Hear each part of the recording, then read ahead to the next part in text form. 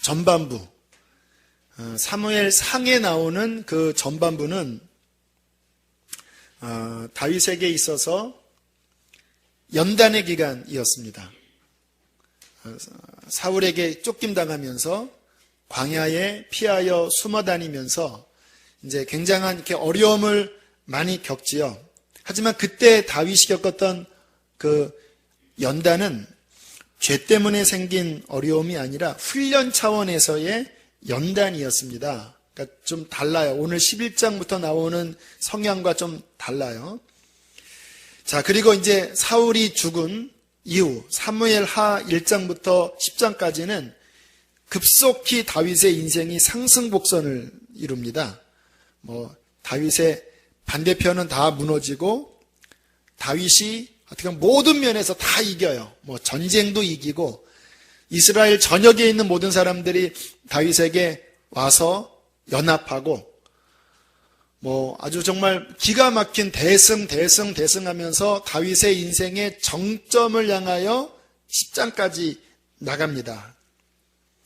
그런데 11장에 우리가 알고 있는 그 밧세바 간음 사건 이후로 20장까지 보면 그 다윗의 인생이 갑자기 굉장한 이렇게 어려운, 마치 이렇게 비행기 타고 가면 기류가 막 흔들리듯이 11장부터 급속히 다윗의 인생이 계속 어려움으로 이렇게 치닫는 이러한 장면을 우리가 보게 됩니다. 이 11장부터 나오는 것은 연단이라기보다는 죄로 인한 징계 차원의 어려움입니다. 굉장히 혹독한 징계를 받아요.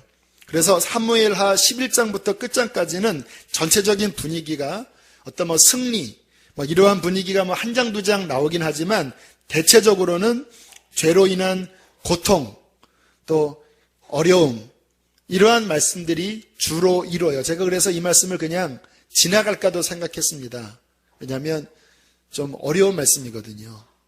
하지만 이에 대한 이해가 우리 신앙생활에 분명히 필요한 부분이라는 생각이 들어서 말씀을 아무튼 기도하면서 준비를 했습니다. 잘 소화하셔야 됩니다. 왜냐하면 자칫 잘못하면 오해할 수도 있는 부분이에요. 그러니까 제가 드리는 말씀을 치우치게 들으면 오늘 말씀은 이렇게 확 치우쳐버립니다.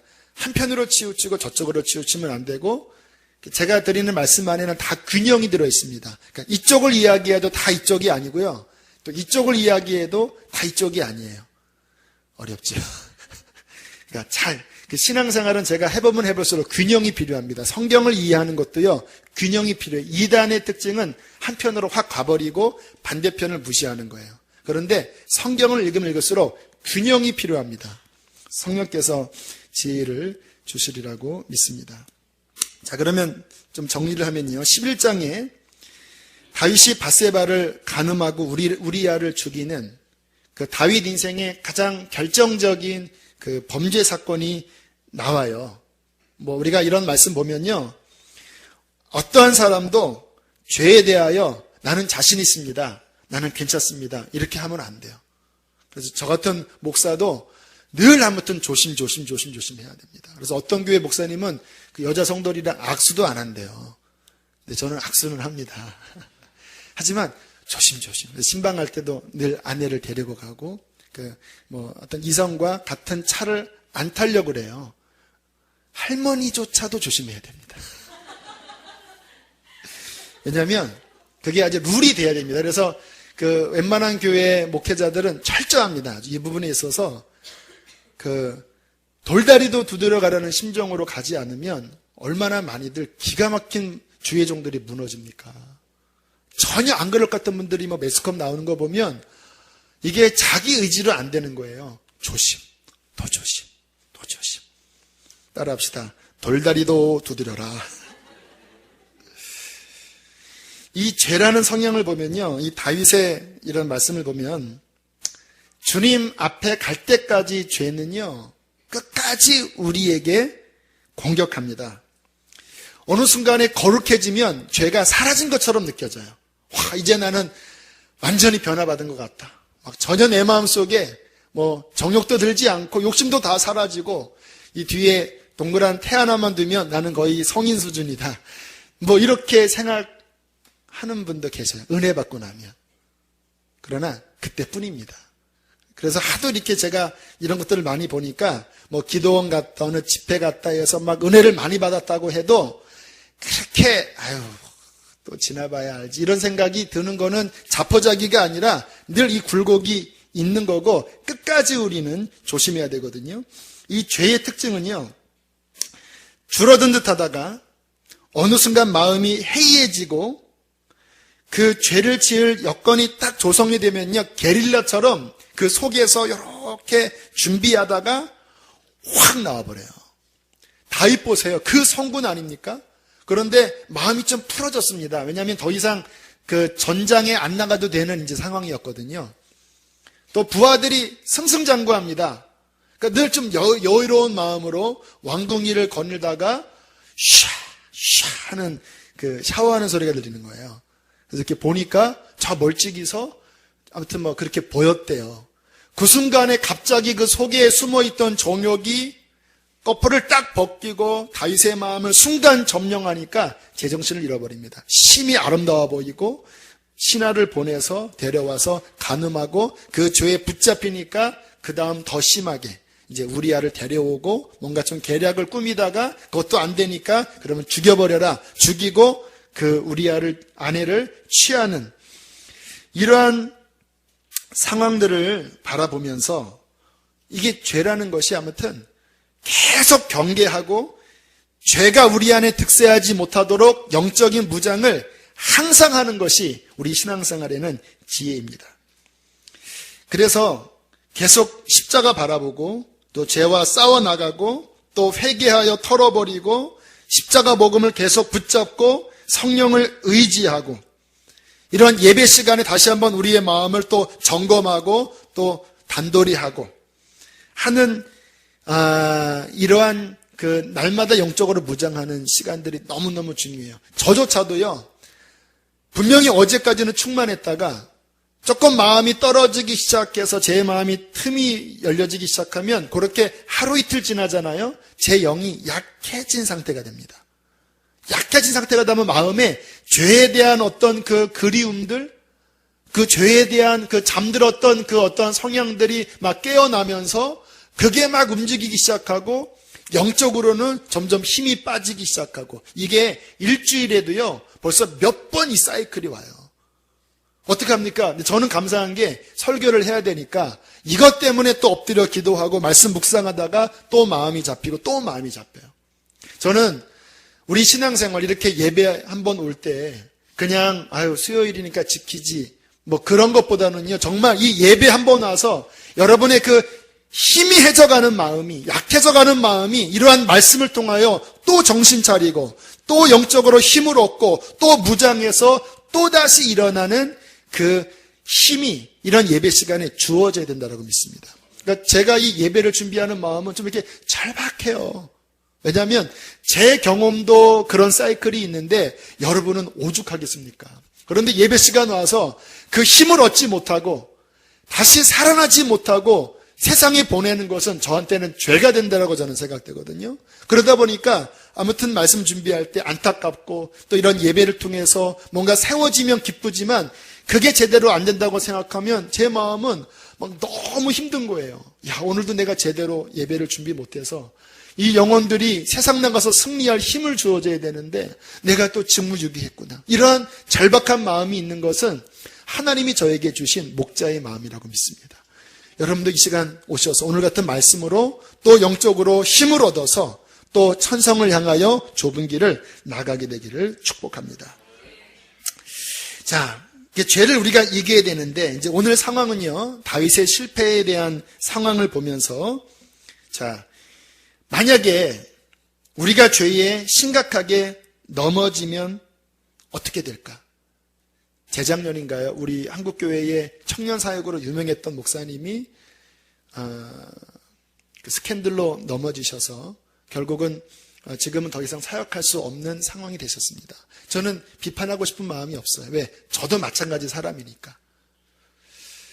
그러한 어떠한 실패들이 그분이 그러면 주님께 쓰임받지 않는 분 아닙니다. 성령 충만한 분이시고 귀한 분입니다. 그런데 그러한 사람조차도 그 신앙이 어떠한 틈 때문에 넘어질 수 있다는 거예요. 다윗도 그랬잖아요. 성군인 다윗도 그랬잖아요. 베드로도 예수님 3번 부인했잖아요. 우리도 어느 신앙의 과정 속에서 그렇게 삐그덕거리면서 쓰러질 수 있을 때, 물론 안 넘어지면 좋지만 그렇게 넘어질 때 그러면 어떻게 해야 되는가? 그때 무슨 일이 벌어지는가? 자, 그러한 말씀들을 우리가 오늘 살펴보길 원합니다. 자, 징계가 옵니다. 물론 징계는 우리 양육교재처럼 정죄와는 다른 차원이지요. 정죄는 버리는 겁니다. 사울이 정죄당했어요. 사울은 그가 타락했을 때 하나님이 버리고 성령을 거두셨습니다. 그런데 다윗은 정죄당하고 버림받지 않고 그의 삶에 징계가 왔습니다. 왜 하나님이 사울은 버리고 왜 다윗은 용서하시면서 징계를 두셨을까? 하나님이 차별하시는 걸까? 근데 제가 제 해석입니다. 그 부분은 이제 자유롭게 보시면 되겠고요. 제 해석 말씀드리면 그 법적으로도 어떤 이렇게 사건이 일어날 때 의도성이 있느냐 우발적이느냐 이게 그 죄를 판결하는데 굉장히 중요한 기준이라고 합니다. 칼을 들어도요 이렇게 찌르는 것과 이렇게 찌르는 것과 달라요. 이렇게 찌르는 거는 자기 방어가 있고 이거는 의도적인 거라는 거예요. 그 사울의 그 흐름들을 가만히 보면요, 점점 시간이 지나면서 그 중심의 마음에서부터 하나님을 밀어내고 자기가 주인이 되는 듯한 그 뉘앙스의 말씀들이 많아요. 이것은 계속 말씀을 묵상하면 이게 보여요. 자기가 주인입니다. 그러면서 하나님을 그 중심에서부터 밀어내요. 겉으로는 순종하는 것 같아요. 그러나 결정적인 순간에 보면 항상 자기가 왕이에요. 그게 사울의 특징이거든요. 그게 쭉 가다가 결정적으로 하나님께 그 불순종하는 사건은요, 우발적인 게 아니라 계속 그렇게 발전되다가 결국 드러난 거예요. 그런데 다윗을 보면 그 차원이 아닙니다. 다윗의 시편이나 말씀을 보면 그 중심은 언제나 하나님을 향한 간절함과 사모하는 마음이 있었어요. 그런데 그 연약함 때문에 우발적으로 그 죄가 그를 급습해서 넘어진 경우, 물론 그 이후에 그가 좀 사악하게 변질되는 경향은 있었지만, 그러나 그의 전체적인 마음을 보면 의도적이진 않았습니다. 우발적으로 넘어지는 그러한 모습들, 하나님께서 그래서 다윗은 계속 붙잡지 않았나. 이게 가룟 유다와 베드로도 같은 상황입니다. 가룟 유다가 예수님을 판 것은요, 굉장히 의도적이고 그 마음 깊숙한 곳으로부터 계속 예수에 대한 회의, 또 그 마음에 예수를 팔려고 하는 계획들이 계속 있었고요. 베드로 같은 경우에는 정말 주님을 끝까지 죽기까지 따르고 싶었어요. 베드로가 예수님께 했던 말은요, 거짓말이 아니었습니다. 진심이었습니다. 그런데 그 두려운 상황에 본인도 모르게 우발적으로 주님을 부인했던 이 모습은 달라요. 그래서 나중에 베드로는 주님께서 다시 회복시키지 않습니까? 물론 제가 드리는 말씀이 정답이 아닐 수는 있지만 하나님께서 어떤 사람은 버리시고 어떤 사람은 계속 붙잡으시는 그 깊은 중심에 보면 그 마음 안에 하나님을 향하여 어떤 마음을 갖는지를 볼 수가 있죠. 아무튼 다윗은 정죄를 받지 않고 징계를 받았습니다. 징계는 버리는 것이 아니고 분명히 어려움을 겪지만, 따라합시다, 하나님 안에서 겪는 어려움이다. 이게 달라요. 그래서 회복이 있고요, 소망이 있습니다. 자, 이제 그 부분이 12장부터 나오는데요. 그 죄로 인하여 하나님이 나단을 보내고 나단이 그 다윗의 죄를 드러내고 책망했을 때 다윗이 엎드려 회개합니다. 그 시편 51편에 그 회개문이 나오잖아요. 막 정말 가슴을 찢으면서 다윗이 회개해요. 자, 그때 나단이 했던 말씀이 오늘 읽었던 본문인데, 자, 13절에 보니까 다윗이 나단에게 이르되 내가 여호와께 죄를 범하였노라 하매 곧장 하나님께서 쿨하게 여호와께서도 당신의 죄를 사하셨나이다. 당신이 죽지 아니할 것입니다. 그렇게 용서를 선포합니다. 근데 이제 그 뒤에 있는 말씀이 찝찝한 겁니다. 14절 다시 한번 읽어보실까요? 14절 시작.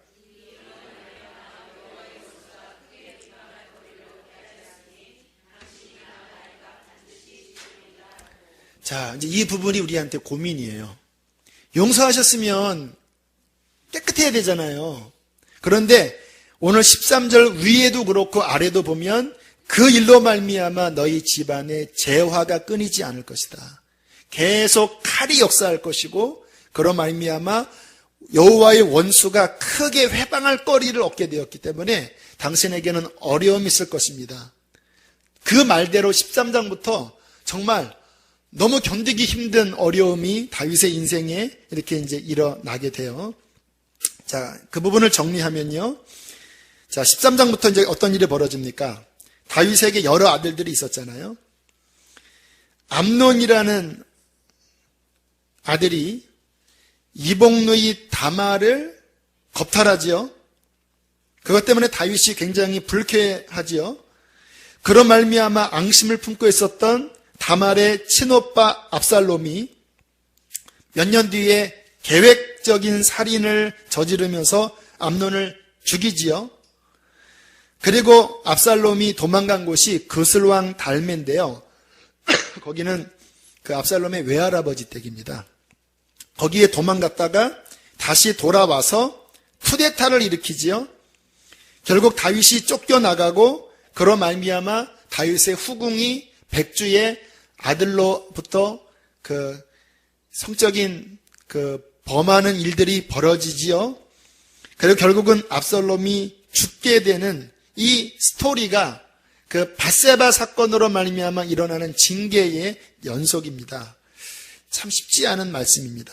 자, 그때 다윗이 겪었던 어려움들을 좀 살펴보면요. 자, 12장 15절 16절 읽겠습니다. 12장 15절 16절 시작.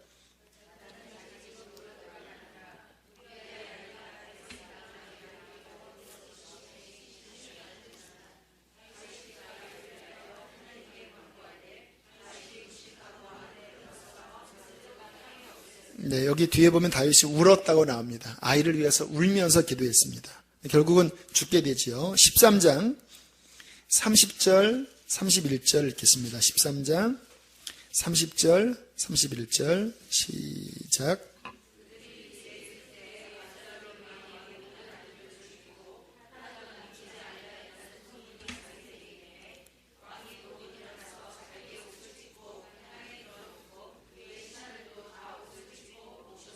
네, 아들이 죽었다라는 소식을 듣고 다윗이 옷을 찢고 땅에 들어 놓아 버립니다. 얼마나 괴로웠는지 그냥 땅에 들어 놓아 버렸어요. 엉엉 울면서. 물론 모든 아들이 죽지는 않았습니다. 그때는 다 죽은 줄 알았어요. 암논만 죽었는데 옷을 찢고 들어 누워서 펑펑 우는 이 다윗의 아픔. 그때 다윗은 무슨 생각을 했을까요? 아마 계속 나단이 했던 말이 생각났을 거예요. 자, 13장 36절입니다. 시작.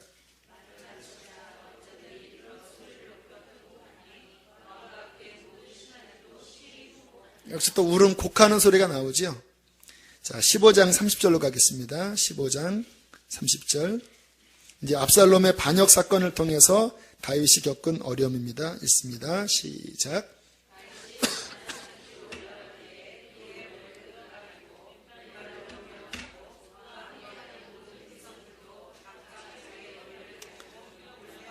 네, 계속 다윗의 인생에 울음소리가 들려요. 사울에게 쫓김당했던 그 울음소리가 아니에요. 그 인생에 어려움이 계속 생깁니다. 통곡하면서 가는. 자, 18장 33절 보겠습니다. 18장 33절 시작.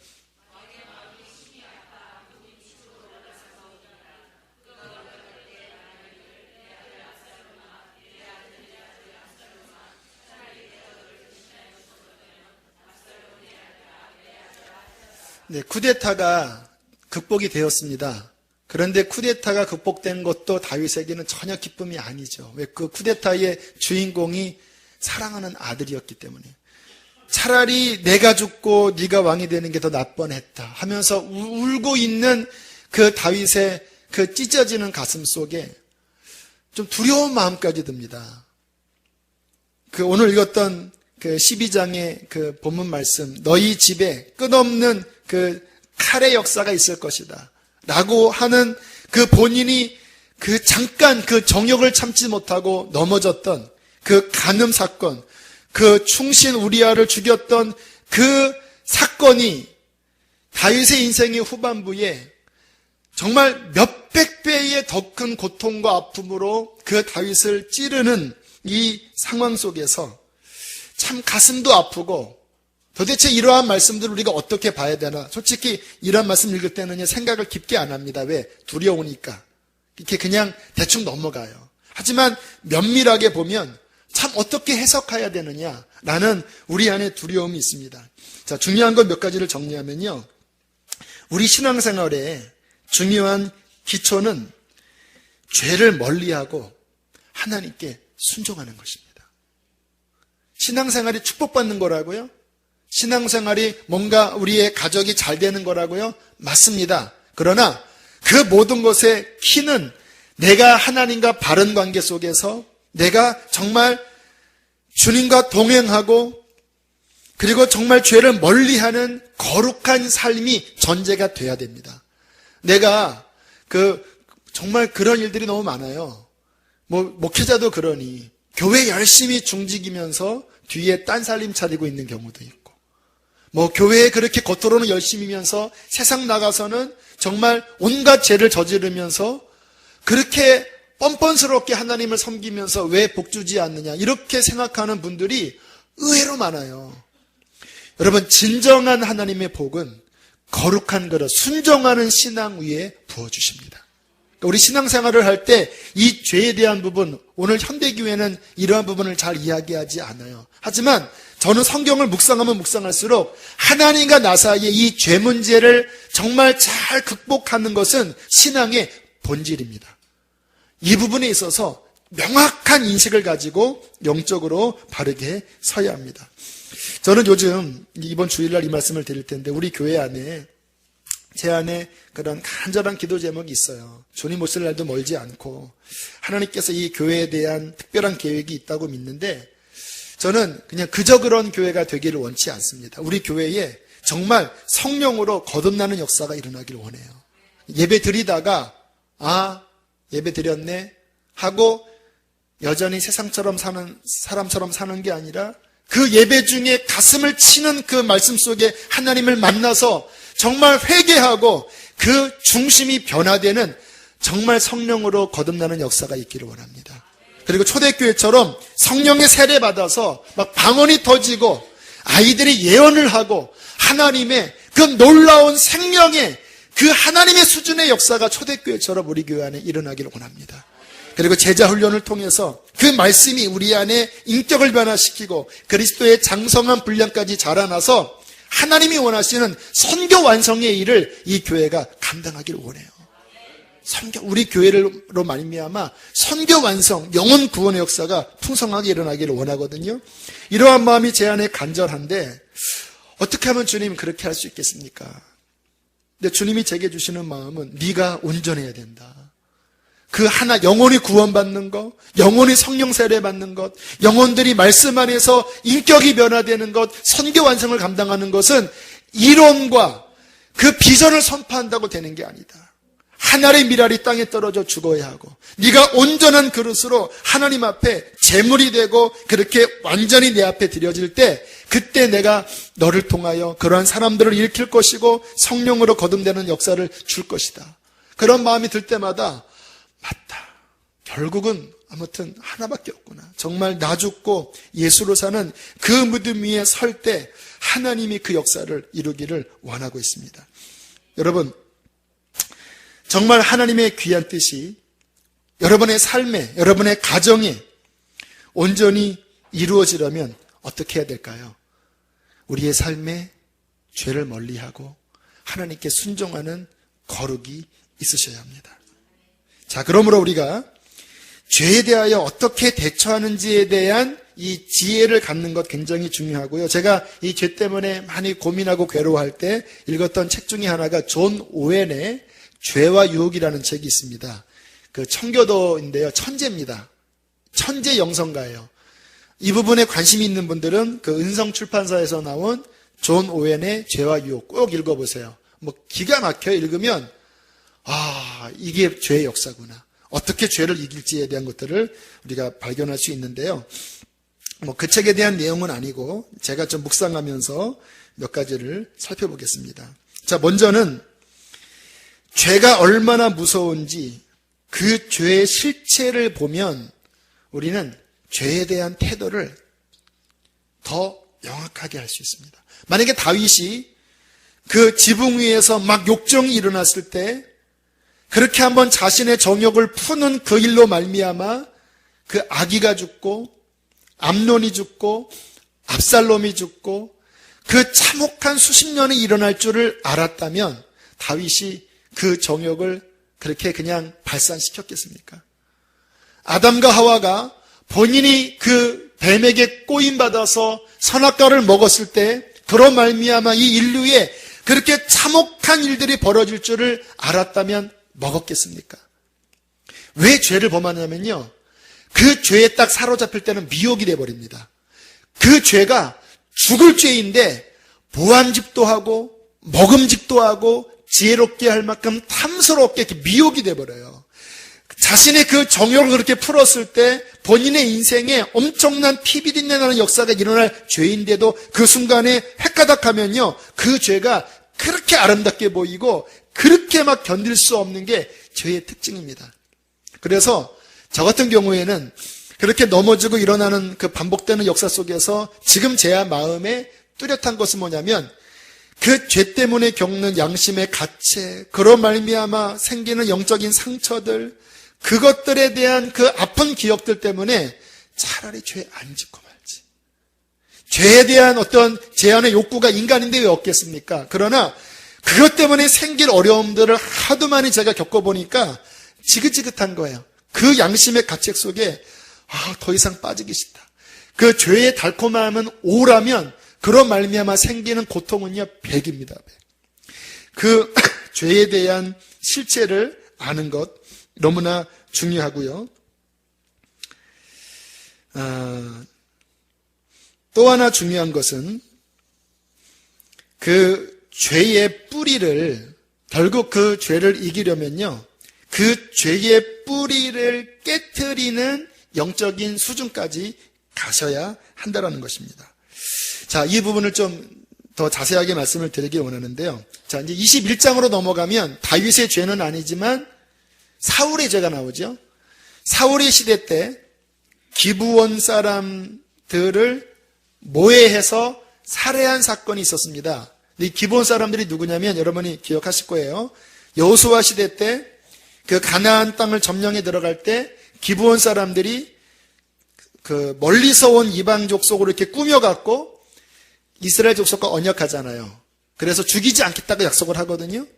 그런데 사울 시대에 무슨 정책인지 몰라도 그 기브온 사람들을 죽여버렸습니다.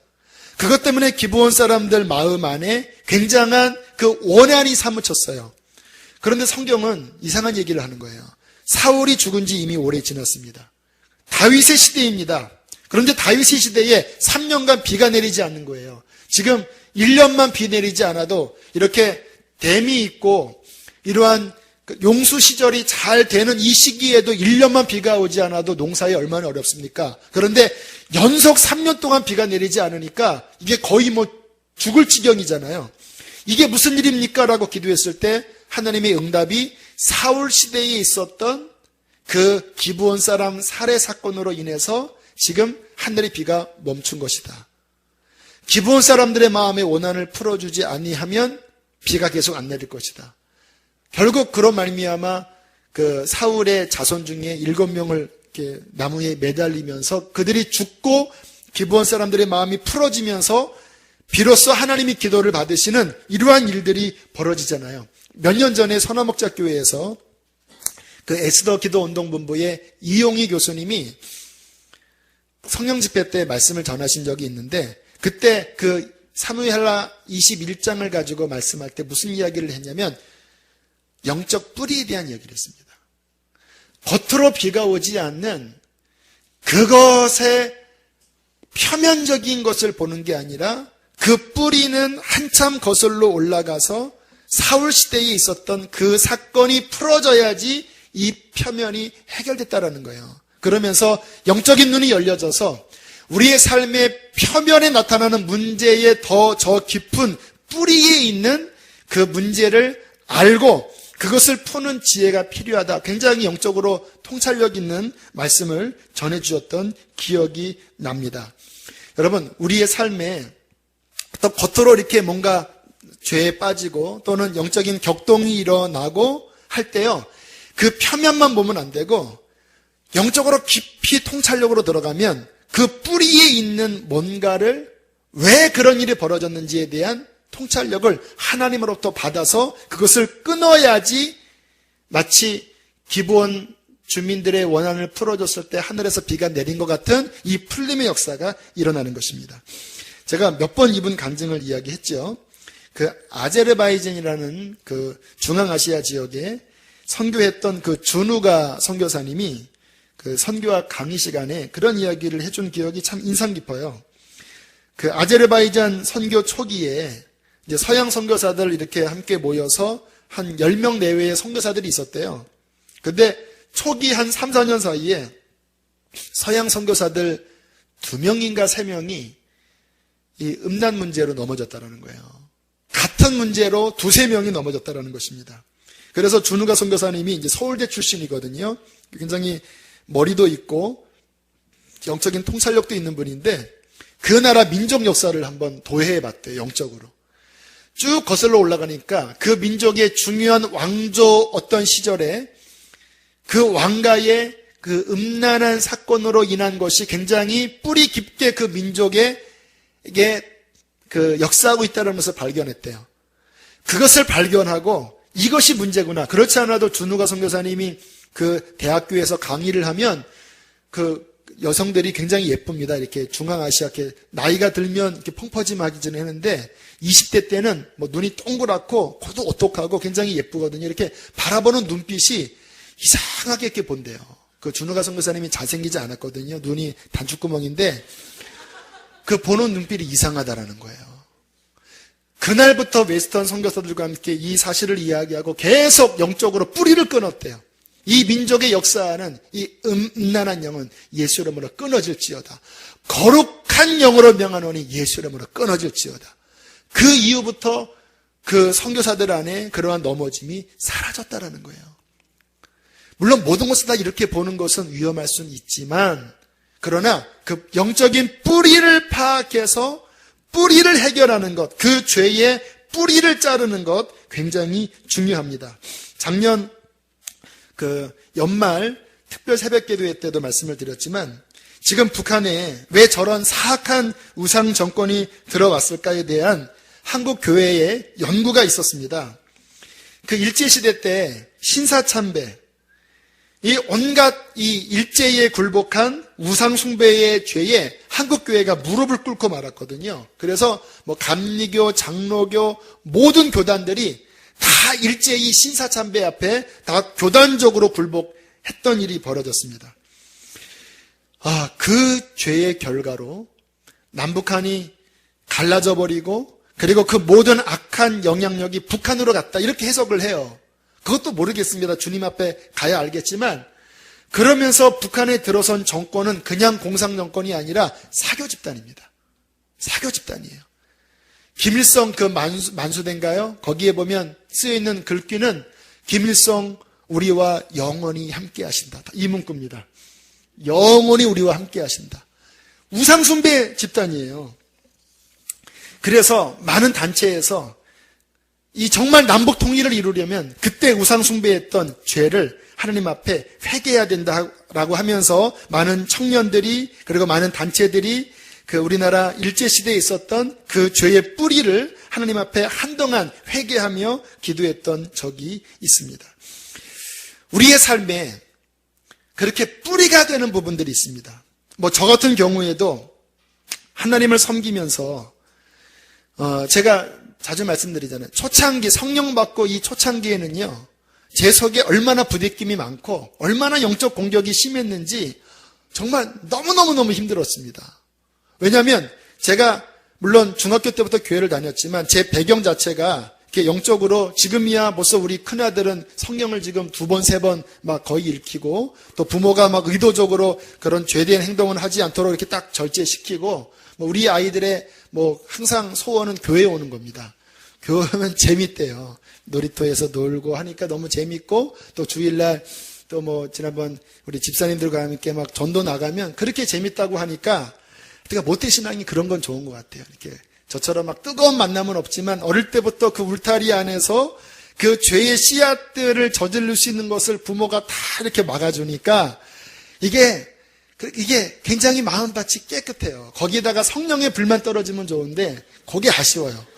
이 죄가 더한 것에 은혜가 많다고 좀 이렇게 자빠지고 넘어져야지 그것 때문에 십자가를 만나는데 본인들 하도 막아주니까 그냥 술에 술 탄 듯 물에 물 탄 듯 하지만 장점은 그 마음 안에 떨어진 게 그 거의 거룩한 씨앗들이 많이 떨어져 있잖아요.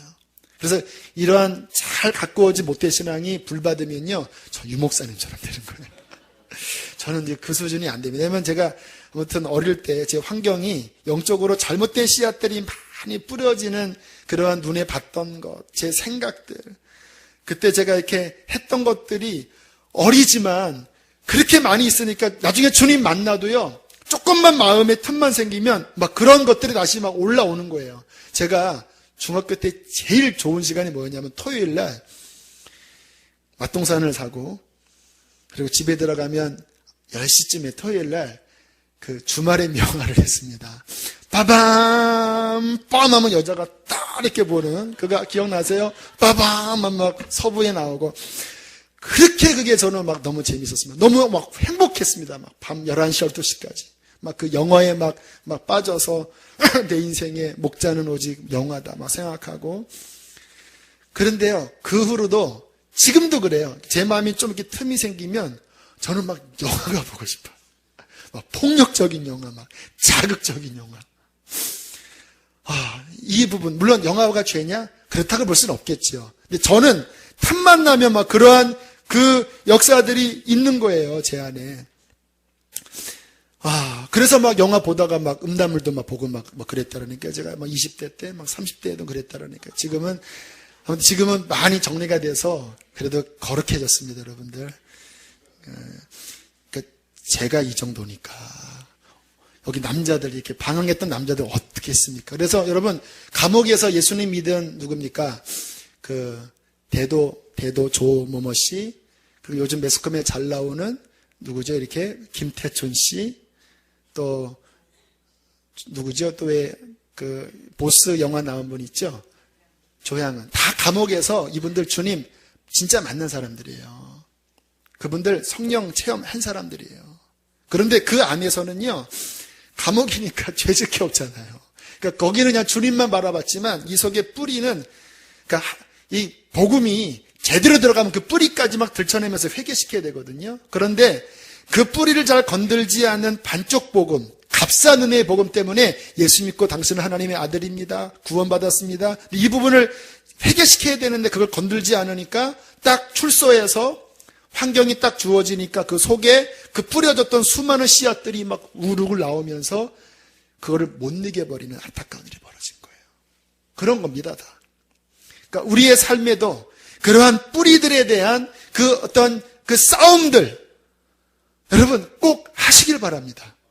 그게 예수의 보혈로 끊어지고 또 뽑혀지고 십자가 복음 안에 또 하나하나 정결화되는 그 길지만 그 싸움으로 거룩해질 때에 하나님께서 우리의 신앙에 참다운 기름 부음을 우리에게 부어 줄 것입니다.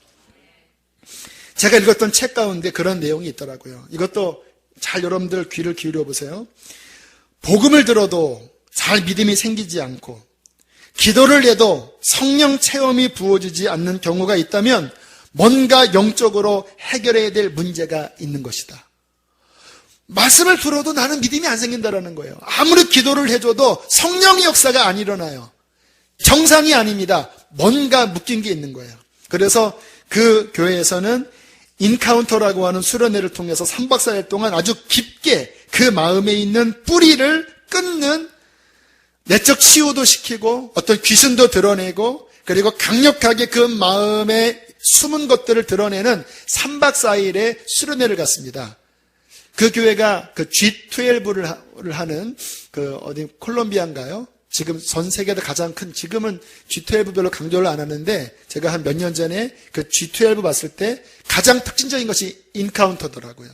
그걸 여러 교회에서 지금 합니다. 동산교회에서도 하고 시간 한 1박 2일이나 2박 3일 동안 그 마음의 뿌리에 있는 것들을 이제 정말 십자가 복음으로 끊어주는 역할을 할 때 갑자기 멈춰있던 신앙생활이 문이 확 열리면서 성령 세례가 임하고 진정 회개가 임하는 이러한 역사가 일어나지요.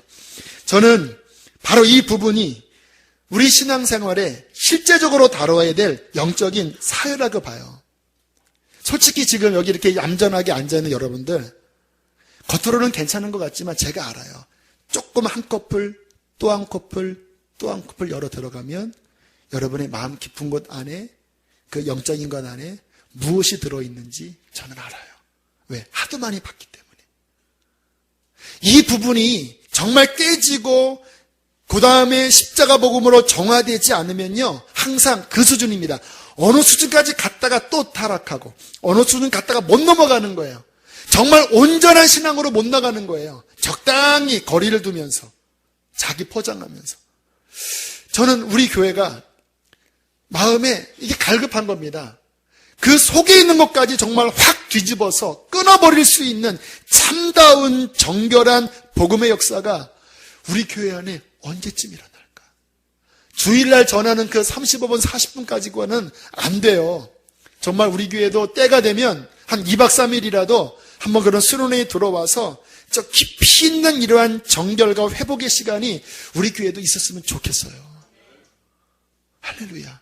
영적으로 너무 중요합니다. 이 시대에 너무너무 중요해요. 왜? 안 그러면 이중적으로 다 생활합니다. 이중적으로. 바깥의 생활 다르고 교회 생활 다르고.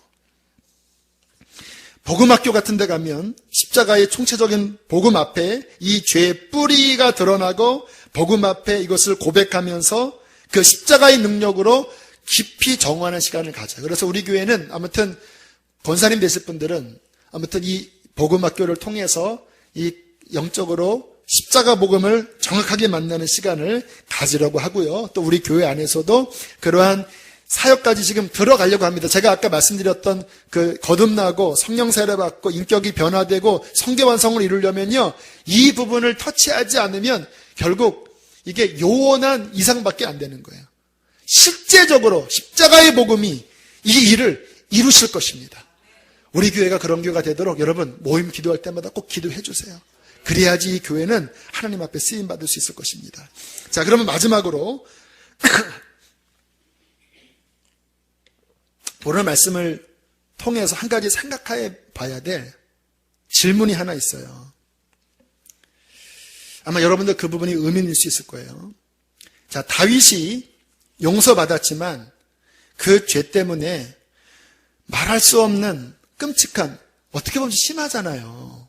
아무리 그래도 그렇지 어떻게 자식들끼리 피비린내 나는 그러한 살인사건을 어떻게 하나님께서 그렇게 허용을 하시나요?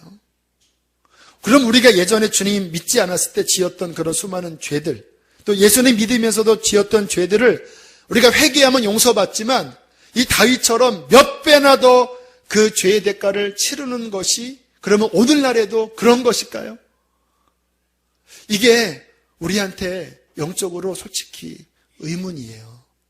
저도 그래요. 어떤 분은 회개하면 용서받지만 그 죄를 고스란히 이 땅에서 다 받고 천국 간다. 이렇게 생각하는 분들도 있어요. 기도를 깊이 하는 분 가운데. 그게 정말 정답일까? 그러나 저는 그러한 생각에는 좀 위험한 요소가 있다고 봅니다. 또 너무 율법적이기 때문에 하나님에 대하여 자칫 너무 이렇게 잘못 용서받지만 내가 그러면 범한 거에 대해서 다윗처럼 몇 배나 다 치른 다음에 주님 앞에 간다고 한다면 와, 우리 하나님 사랑의 하나님이 아니야. 이런 어떤 하나님에 대한 좀 이렇게 편향된 오해를 가질 수도 있고요.